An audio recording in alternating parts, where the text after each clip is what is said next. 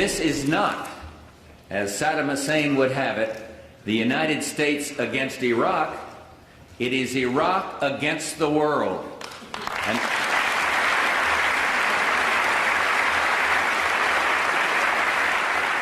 you know, I've just returned from a very productive meeting with Soviet President Gorbachev, and I am pleased that we are working together to build a new relationship. In Helsinki, our joint statement affirmed to the world our shared resolve to counter Iraq's threat to peace. Let me quote, "We are united in the belief that Iraq's aggression must not be tolerated. No peaceful international order is possible if larger states can devour their smaller neighbors. Clearly, no longer can a dictator count on East-West confrontation to stymie concerted United Nations action against aggression."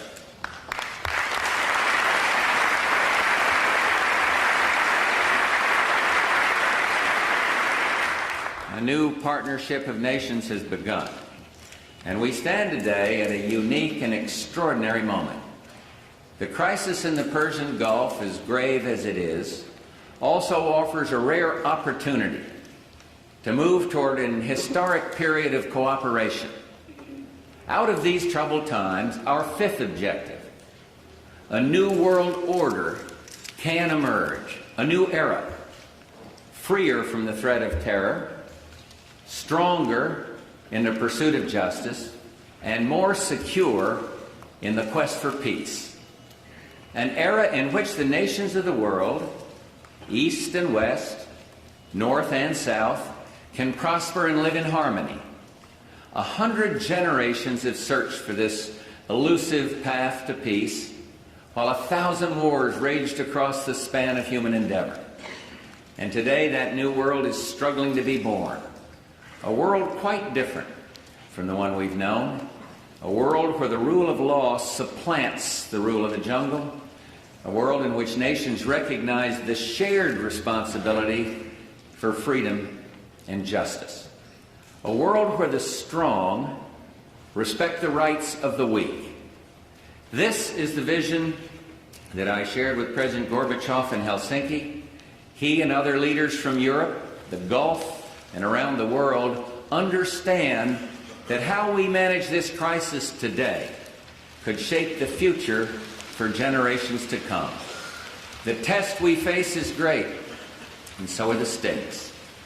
This is the first assault on the new world that we seek, the first test of our mettle. Had we not responded to this first provocation with clarity of purpose, if we do not continue to demonstrate our determination, it would be a signal to actual and potential despots around the world. America and the world must defend common vital interest, and we will.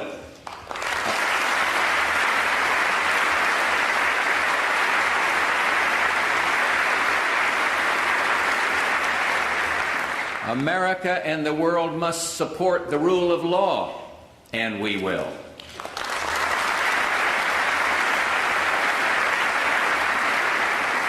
America and the world must stand up to aggression, and we will.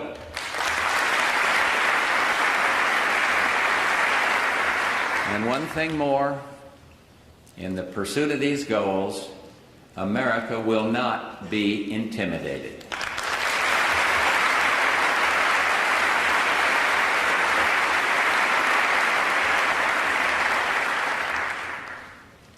Vital issues of principle are at stake.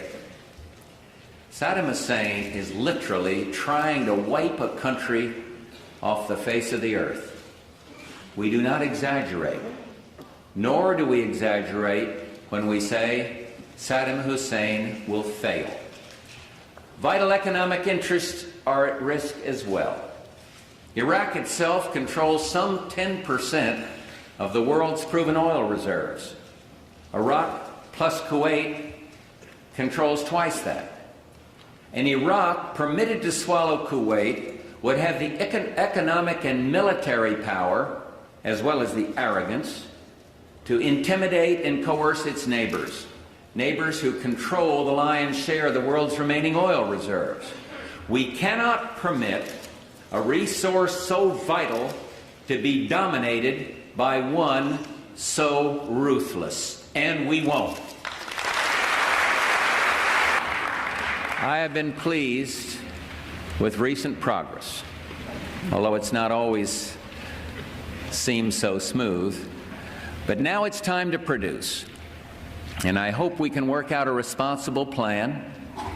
But with or without agreement from the Budget Summit, I ask both houses of the Congress to allow a straight up or down vote on a complete $500 billion deficit reduction package not later than September 28th.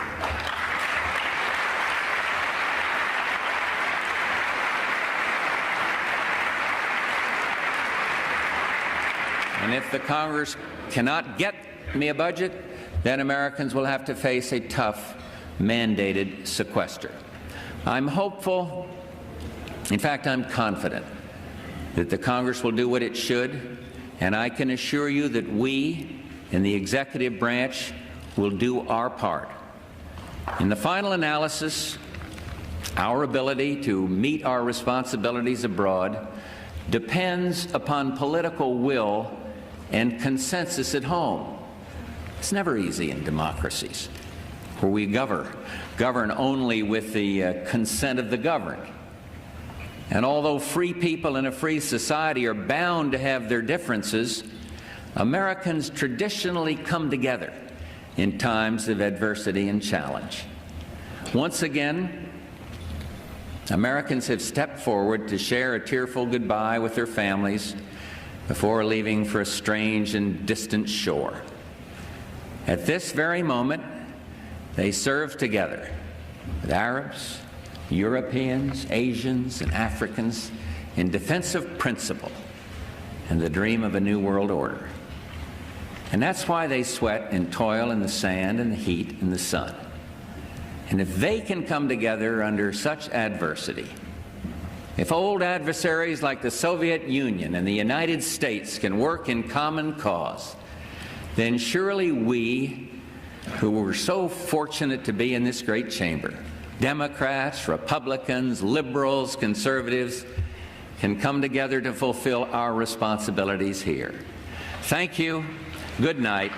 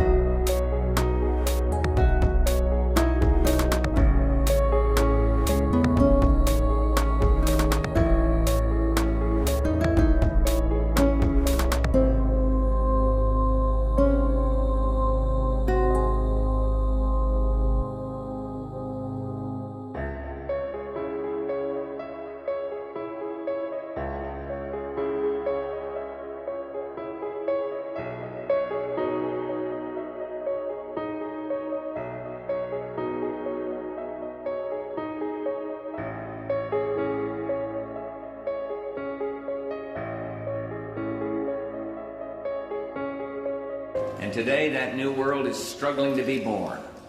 A world quite different from the one we've known.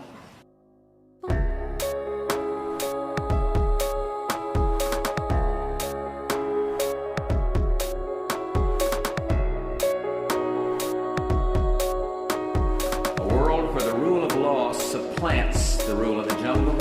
A world in which nations recognize the shared responsibility for freedom and justice. This is the first assault on the new world that we see.